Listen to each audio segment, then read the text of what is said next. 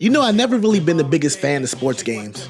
During the heyday of 2K, when everybody was in the park trying to build their custom characters and be the next LeBron James, I was the only black kid in my neighborhood asking my mom to borrow $15 just to play World of Warcraft. This was in my early teens when I had infinite time to game and I could really sink myself into that world. In my mind, there was no point in playing 2K. I mean, if I really wanted to play basketball, I could just go outside and hoop. I played video games to escape the realism of my current life, and it looks like 2K is trying to do the same thing. With their most recent DLC drop, this is honestly not even basketball anymore, but this wacky new DLC 2K just introduced, back when my favorite basketball player could throw a basketball off the hoop, do 3 backflips in the air, and then slam dunk it. I'm talking about the era of EA Sports Big. I mean, if you check the catalog, this time frame has some of the most elite games I ever played in my life. I'm talking classics like Def Jam Vendetta, NBA Street, FIFA Street, NFL Street, and last but not least, SSS Tricky. These sports games were the pinnacle of attitude, flair, and brought great times to gamers that touched them. They took such a serious sport like football, where people would beat each other to a pulp, tackling each other back and forth, and made it fun. The infusion of hip-hop and black culture mixed with the sports I connected with directly amazed me as a kid while I was playing these games. And honestly, it feels like the current gaming landscape are missing some of these things. So sit back, relax, and let me talk to you about the end of a big era. Now, if I sat here and talked about all the games that EA Big dropped, this video would probably be 45 hours long. So I'ma hyper fixate on my 2 favorites, NBA Street and Def Jam Vendetta. So let's start off talking about NBA Street.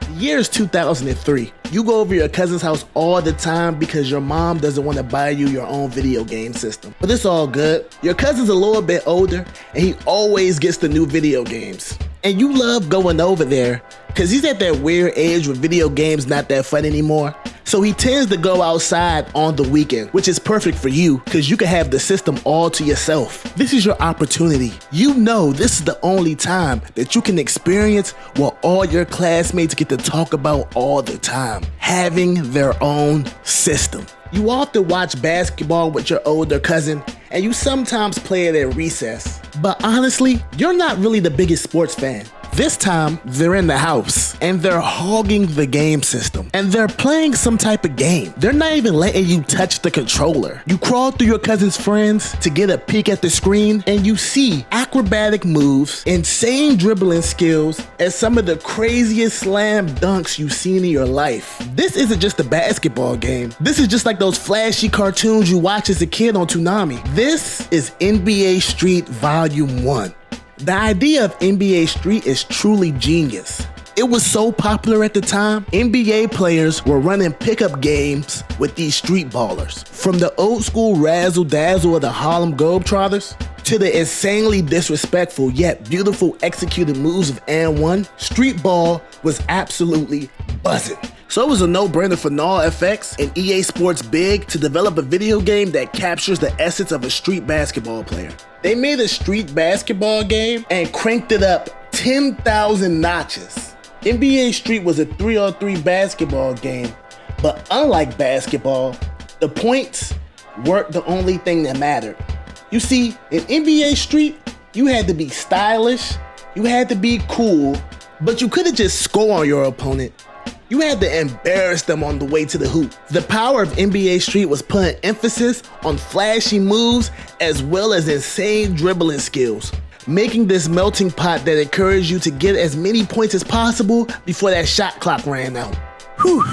It'd be so many times as a kid when I spent every part dribbling around the court trying to get as many points as possible, making my opponent look like an idiot, only for the shot clock to ran out and me losing all those points. The game made every aspect of basketball braggadocious. For example, when you got your shot blocked, the game will make this loud ass thump sound. Can't stop his air, you can only hope to... Letting you know whatever you just threw up was definitely not going in the court. Making you feel like not only you wasted all that time gathering those points, but your opponent is just better than you. A lot of people back in the day tried to compare NBA Jams to NBA Street.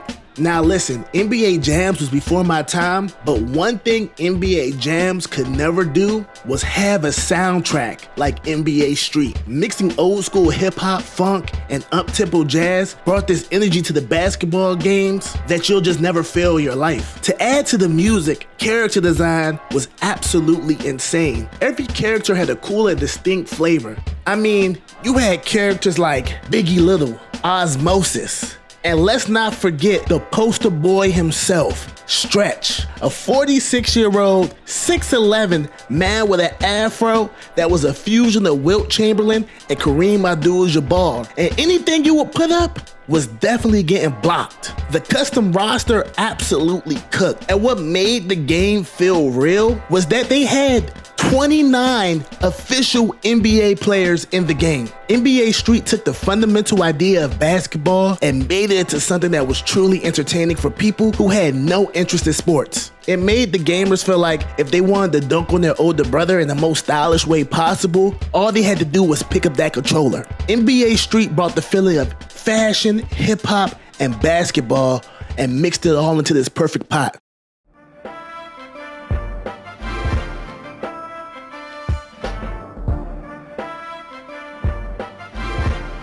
I think the game that represents the EA Big era the most was the hip-hop fighting series Def Jam Vendetta. If you don't know, most rappers are huge nerds. Even though most people think rappers are just cold-blooded gangsters that grew up selling drugs, killing each other, the reality is, yeah, some of them are that, but they also need to be entertained as well. And EA Big also realized that there's a through line between rappers, rap fans, and video game lovers. So in 2003, EA came out with a little video game called Def Jam Vendetta. This game puts us in the early 2000s hip-hop era. You know, big shirts, fitteds, backwards jerseys, and oversized chains. The idea of taking your favorite rappers and having them do kung fu against each other was something my young brain simply could not comprehend. You had rappers such as Method Man, Ludacris, Ghostface Killer joining up with your protagonist to fight other crews and control the city of New York. For a kid like me, this sounds like a perfect video game. Vendetta received pretty good scores, 8 across the board, with a few publications saying they weren't the biggest fan of the fighting mechanics. But the fighting mechanics is where I fell in love with the game. I mean, you was able to do kung fu moves with Noriega. And to think, Noriega runs a podcast called Drink Champs. This old guy was in a video game. The Def Jam series bridged the gap between rappers and video games, creating a combo that nobody would have thought possible a few years ago. And then they decided to drop a sequel next year, Def Jam Fight for New York. They took everything I loved in the first game and cranked it up a notch. More kung fu moves, more fighting styles, and more customization options for your character. Oh, and did I say more rappers? They added more rappers. You can fight with Joe Budden in this video game, y'all. Def Jam was a part of an insane wave of cult classics and a cultural imprint. But unfortunately, like all good things, it doesn't last forever.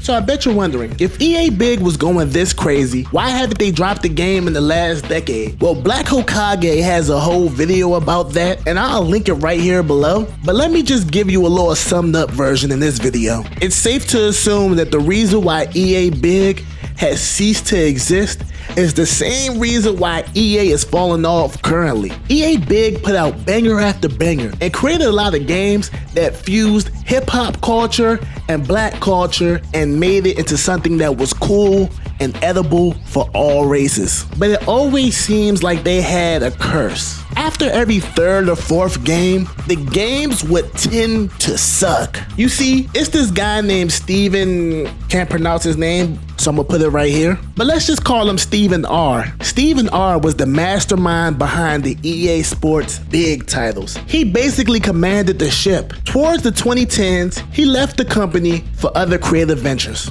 And it's funny, because as soon as he left, that's when EA Big started to suck. There was always a sense that EA Big big wanted to create and innovate on the games they made. But the corporate greed somehow came and swallowed the company whole. At the same time, in 2008, America was going through one of the biggest economic crisis to date. During that time, over 11% of the EA staff was laid off.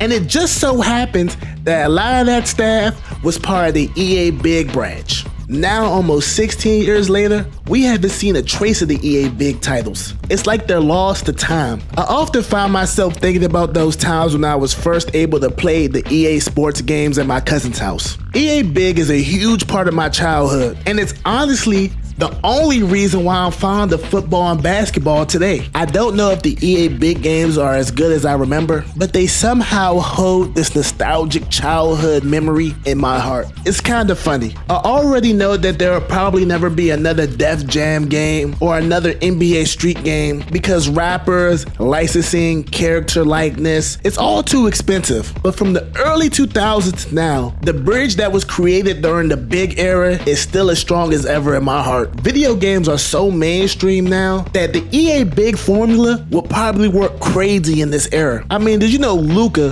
who plays for the Mavericks, is like top 100 in Overwatch? How about all your favorite rappers loving Call of Duty, Madden, and 2K? I think the bridge from hip hop to gaming is probably some of the best they'll ever be. It's not looked down to be a gamer anymore. It's actually kind of normal. This seems like the perfect time for a full-blown fusion, almost bigger than what it was in the early 2000s. But sadly, the Big era is gone. So I hope the people that was there to enjoy the games continue celebrating them. Never let these kids forget what we had back then, and enjoy the fact that we got to see the end of a Big era. Yo, what's good, everybody? We are so back. We are so locked in. Discord links below, all social links below. And I got big news. I have a Patreon. Yes, I have a Patreon. How about you guys support me? Support your boy. I honestly, not monetized yet on YouTube, but I think this would be a cool way for me to connect with my community, and you guys can help me out. We are back on the weekly video grind. Last video didn't do too good, but it's all good. But if you guys want to see why anime arena games will always suck, make sure to click on this link right here. And I'll see you guys next week. Adios.